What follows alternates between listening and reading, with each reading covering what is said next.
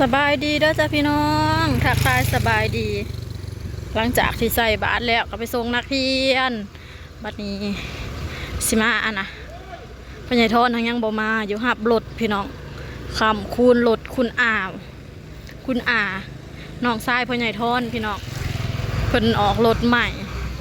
สิเป็นหัวรถอีหยังหัวรถพ่วงบ่พี่น้องนี่สิเป็นห้านค้าอันนี้แหละใกล้ๆกันกับบ้านดาวนี่แหละพี่น้องติดต่อกันมาก็สิเป็นบ้านญาติพี่น้องเดียวกันนี่แหละที่อยู่เรียนกันนี่เนาะเป็นบ้านน้องชายพ่อใหญ่ทอนไอ้ผาเห็นยังก็ซื้อน้ำบ่อันนี้ก็น้องชายหลาพ่อใหญ่ทอนพี่น้องเพิ่นออกรถใหม่นี่เฮือนหลังตัวหันขายเครื่องนี่แหละพี่น้องนี่มาบรรยากาศตอนสวยๆล้างรถหับรถใหม่พี่น้อง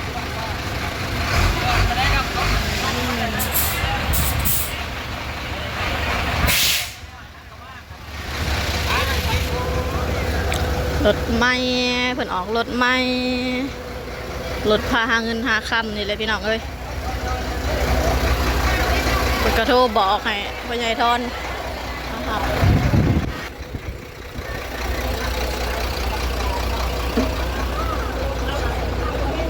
เพราะว่าได้ส่งนางมะนาวหมู่ก็มีแต่เสี่ยวแผดหมู่หา6 คน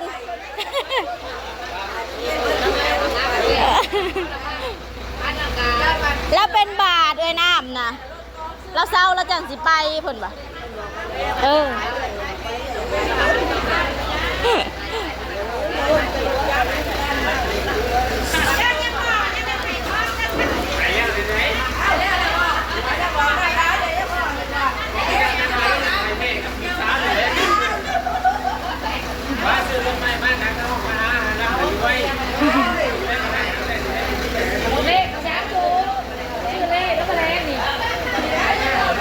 พ่อใหญ่ทอนยังบ่มา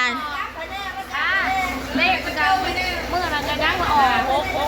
โอ้ยชื่อโลกมาแรงเลขแล้วนั่นเด้อสูงรู้อะไรให้ใช่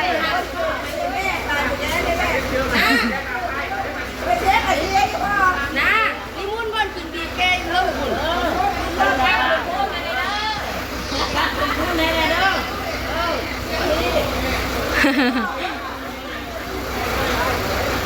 เมื่อน้ำมามันยังออกออก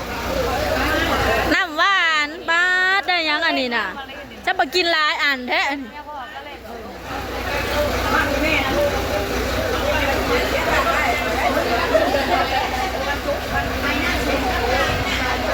เห็ดยางงามสลัดบ่ตุ๊ก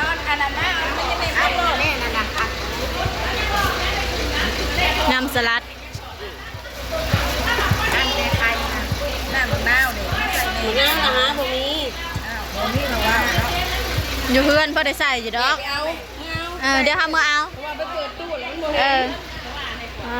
ตัว2-3แบบนั้นเดี๋ยวทำมือเอาแก้วจะได้เงินอีกแล้วเนาะได้เงินแล้วอย่าบอกขึ้นเจิมให้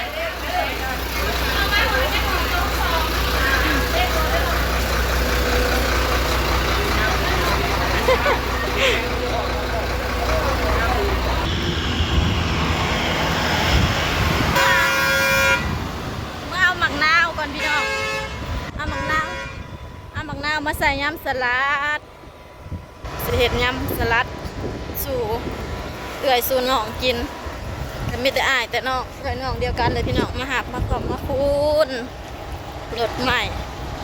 ที่นี่แม่ละสื่อจะคันเลย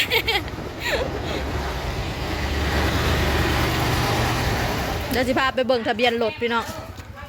บรรยายทอนฮะกลับมา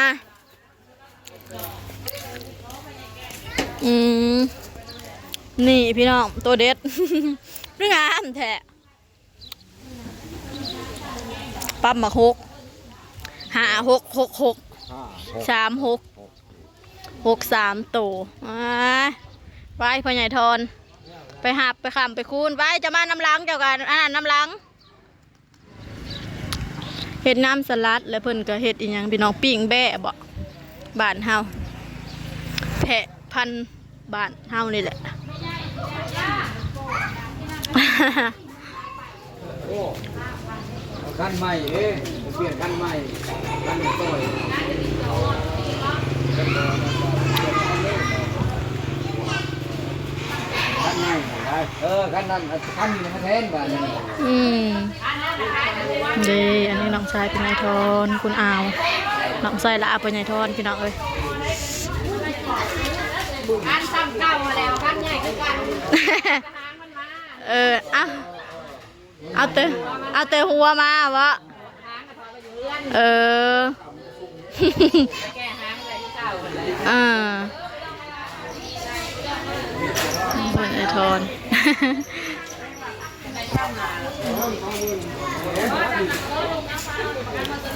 โอ้คอยบอกใจเลย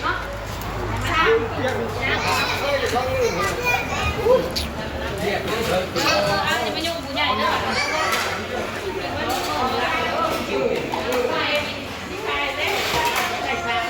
เออ วงไปเด้อชูไปกิน ใช่ครับพ่อ จะพอใส่ตาตึกเขาเป็นไม่อยากลูกมาให้ไปย่ำสับประหยัดได้ไหม เอาของตาอยู่ที่กันเลยไปก็ได้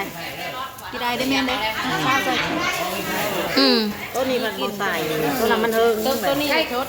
ของแม่นะปากตัวนั้นก็จะพักธรรมดาเนาะไปสิเบิ่งคอยกับบริซิมกันแล้วหกกระดิ่งมันจังหวะเราเป็นอย่างมาซิมันเป็นอย่างเด้อ มันเฮิง มันจะเสีย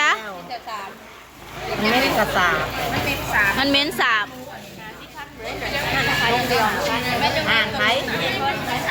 แม่ขายอะไร บอกเล่า ของเขาเดี๋ยวมันเบิร์ดของมันสิ งานไม่ใหญ่แน่นะสิ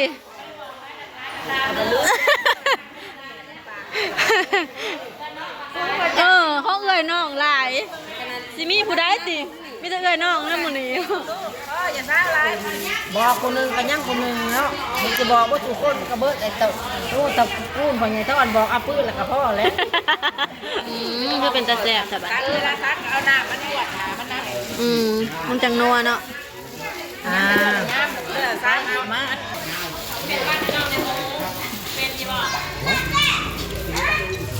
เมื่อละ จุพี่น้อง ก็ได้เดินก้าวละดอกไหนผมบอกปีนี้ สำลา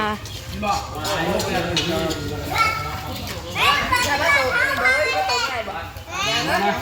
นะ